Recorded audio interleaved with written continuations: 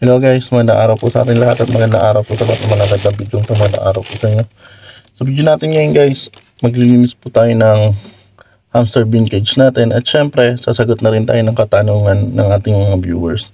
Kasi may nagtanong sa akin, may nag-comment sa videos natin, ilang months ba bago i-breed yung mga hamster? O yung Syrian hamster na lang kasi yun yung alaga namin, Syrian hamster. So ilang months bago i-breed?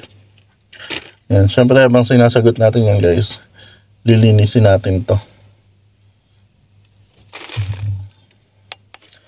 Sa amin guys, dati, nang nagbre-breed kami ng hamster dun sa Pinas, ang ginagawa namin nun, is trinatry namin yung kung ilang months ba talaga yung effective na pag-breed bago mo siya ma-breed tapos magiging successful. So, ang ginagawa namin nun, trinatry namin. Kasi yung sa nababasa namin, dun sa mga research, dun sa Google, pag nag-ano kami, ang dapat daw, i-breed yung hamster natin 5 months. Or ilang weeks yun, pag 5 months, sabihin na natin 20 weeks. Kasi sa isang buwan is 4 weeks. So, 20 weeks. Pero, meron din doon mga nakalagay, ang sinasabi nila 12 weeks or 3 months pwede na i-breed yung hamster. Yan guys, yung hamster hides niya. Yung mga nilagay kong tissue, tingnan nyo naman, durog-durog na. Pwede na i-breed pagdating ng 12 weeks. Tapos dito na rin siya guys, dumudumi. Ayan. So, pag i-breed natin siya guys, pag trinatry namin dati, 12 weeks brinibreed namin, hindi po nagiging successful yung mga pups, yung breeding namin. Namamatayan po kami ng pups. Ang masakla pa nun guys, minsan namamatay lahat. Ganun yung nangyayari. So, nagtratry kami ng iba kung ilang weeks ba dapat or ilang months bago mo siya i-breed. Nang una, ayun nga, yung 12 weeks, trinay namin yun, yung 3 months. Kasi ayun yung nakalagay doon. Tapos sabi rin ng ibang breeder, pwede na 3 months. Pero maraming breeder din yung nagsasabi na nag-breed sila 5 months yung hamster nila. Para daw laging successful yung pag-breed. Tapos syempre, iwas stress yun para sa female hamster. Kaya, ganun yung ginagawa nila, 5 months. Pero marami rin gumagawa guys, 4 months. Kasi dati, nang trinay din namin yung 4 months, successful din naman siya. Kaso yung iba, hindi ganun ka-successful. Kasi may namamatay talaga na pups. Tapos, minsan namamatay pa yung female hamster namin na breeder. Kaya ang ginawa namin dati, nang sinubukan namin yung 5 months, yung 20 weeks na yun, is ayun talaga yung masasabi ko na successful. Kasi kayang-kaya na talaga ng female hamster natin. Sa mga nagtatanong guys, yung sinasagot ko sa inyo, yung mga na-experience lang din namin. Kasi as breeder dati, ganun nung susubukan natin kung ano yung mas maganda, tapos kung saan yung magsasucess. Kasi kung bibase lang din tayo dun sa mga nababasa natin, minsan hindi rin kasi applicable yun para sa atin. So kailangan natin sumubok yung base sa experience natin, yung masasabi talaga natin na ito maganda to gawin, ganun.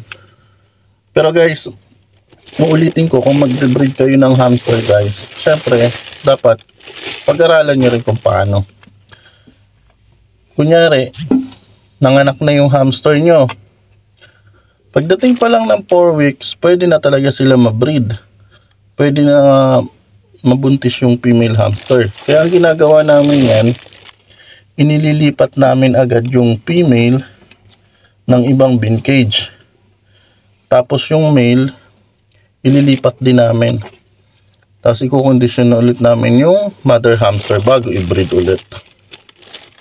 Kasi pag nag-start ka na mag-breed guys, pwede na yun every month eh. Kasi 18 days lang naman, manganganak na yung hamster mo. So, i-condition mo lang ng 2 weeks, pwede na ulit. Yan. So, every month, pwede ka na mag-breed.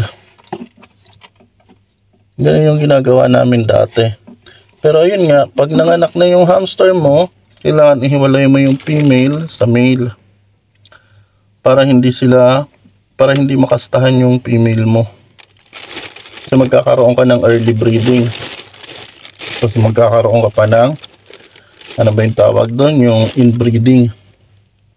Yun. Ayun yung kadalasang mangyayari sa'yo. So pag nangyari yun, masasayang yung mga hamster mo. Kasi papangit yung produce mo. Tapos syempre hindi na siya quality. Hindi mo na rin mabibenta. Or mabentahan ka man, hindi na babalik yung pinapagbilhan mo. Yung bumili sa'yo. Kasi pangit niya. Tapos madaling mamatay, madaling magkasakit. Ganun. Kaya kailangan make sure na quality yung i-breed natin. Ayun po, yung ano natin. Uulitin ko guys, ilang months bago namin i-breed or bago ka mag-breed, yung masasabi mo talagang successful. Gawin mo guys, pabutin mo muna ng 5 months. Kung may female hamster ka, pabutin mo muna ng 5 months bago mo i-breed. Ganon. Para safe talaga at sure ka. Siyempre, kung mag-breed ka na rin, kailangan mag-ready ka rin ng kulungan para dun sa mga pups. Tapos, kailangan i-condition mo muna habang nag-aantay ka ng 5 months bago mo i-breed yung female, i-condition mo para hindi siya may stress during pregnancy. Tapos habang nagbubuntis yung female hamster mo, kailangan hindi mo rin siya may stress. Kina-advise ko sa inyo guys, pag mag-aalo kayo ng hamster, mag-aalaga or mag-breed, magtanong kayo sa mga breeder na, sa mga experienced breeder, or manood kayo ng mga YouTube videos kung paano. Tapos mag-search din kayo. Ganun lang. So yan, pag maglilinis tayo guys, papalitan na natin yung beddings niya. So nasagot ko na guys yung kung ilang months bago i-breed yung hamster para safe. Yung sinagot ko guys, yung sinabi ko sa inyo, based yun sa experience namin.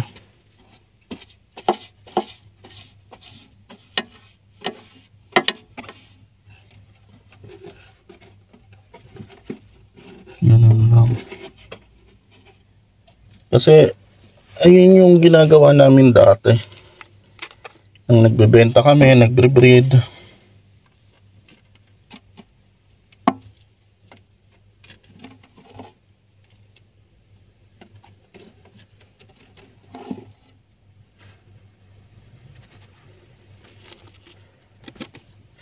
Ganun yung pag-breed namin. So ayan guys, linis lang muna tayo ng bin cage.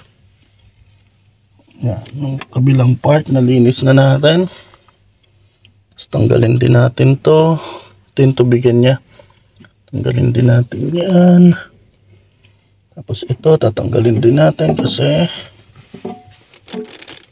dito siya dumudumi guys. Kung napansin nyo yung sahig ng ano natin, sahig ng hamster natin, hindi siya basa. Kasi hindi naman siya kahit saan lang dumudumi. Nasa isang side lang yung dumihan niya. Kaya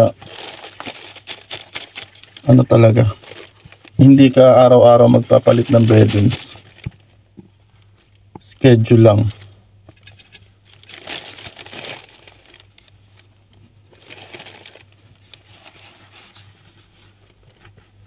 Ganun yung kagandahan guys pag meron kayong ano, yung sunbath. Malaking advantage yun pag may sunbath kayo. So, hindi nyo kailangan magpalit ng beddings. Ang gagawin nyo lang, palitan nyo lang yung sunbath araw-araw eh. Or kahit hindi nyo araw-araw palitan, importante yung dumi matatanggal nyo.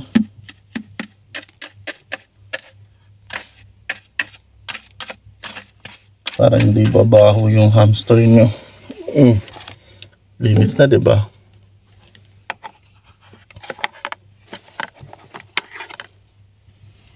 Tanggalin daw natin itong karton niya.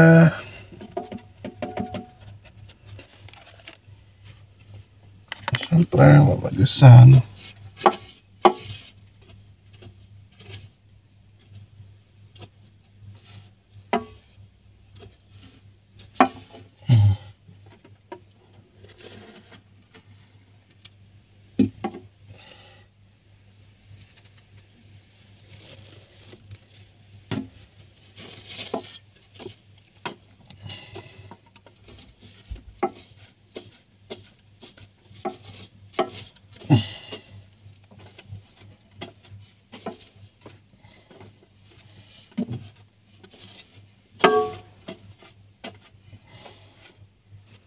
Yan guys, pwede na natin lagyan ng bagong beddings yan.